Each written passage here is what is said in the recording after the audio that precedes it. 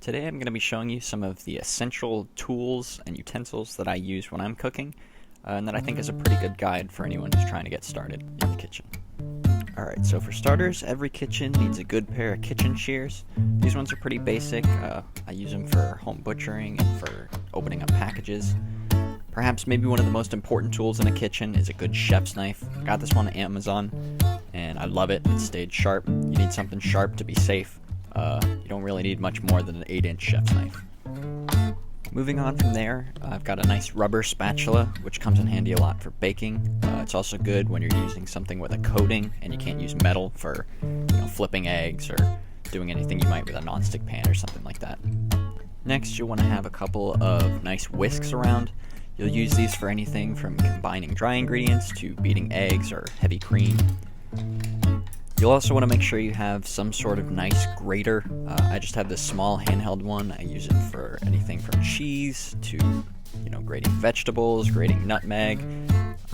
Super important to have and really improves texturally the food when you can get freshly grated ingredients versus pre-grated. Another absolute essential in the kitchen is a good pair of tongs. Everyone needs a pair of metal hands because you can't reach straight into a hot pot of oil to grab a piece of chicken. Trust me, I've tried. This is an essential. Don't skimp on the tongs, get some good ones. And of course, you want to make sure you have a good wooden switch or a spoon. Anyway, a good sieve is another kitchen essential. You'll use this in baking a lot. You'll also use it anytime you're trying to strain out aromatics in recipes, things like that. Then you've got your glass dishes. I love the Pyrex measuring cups. You can find them anywhere. They're not that expensive and they're super good quality. You will need a rimmed baking sheet with a rack. These are inseparable. You need both of them. Anytime you're using the oven, you'll almost certainly need one or both of these. You're also going to want to have a couple of nice casserole dishes. These can be used for casseroles, but also roasting and baking, etc. Another absolute essential is a selection of nice cutting boards, ranging from wood to plastic. If you have the money, I highly recommend getting a giant butcher block. Those things are the best. Moving on to the stovetop, you're going to want to have a stainless steel pan, a heavy bottom stainless steel pan with a metal or at least oven safe handle so that you can transition to the oven if need be. Absolute essential.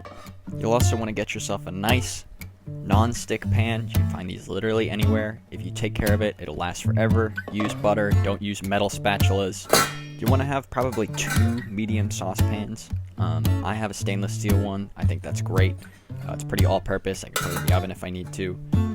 And for anything I can't do with those, I've got my Dutch oven.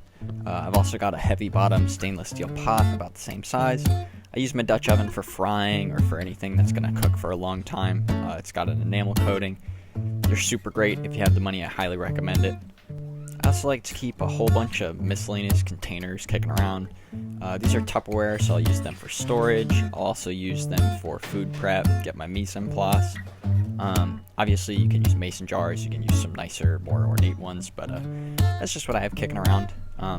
But beyond that, this is really all you need. There's not that much to it, and this list could honestly be more basic. You could do a whole hell of a lot with an 8-inch chef's knife and a stainless steel pan. One thing I don't have with me that I would recommend getting is a cast iron pan. Can't exactly say it's an essential, but it does combine kind of the properties of a non-stick pan with the high heat properties of a stainless steel pan, which can be very valuable for things like bacon. I hope you enjoyed the video. Thanks for watching. Tune in next time where I'll be showing you how to make chicken stock. Have a good one.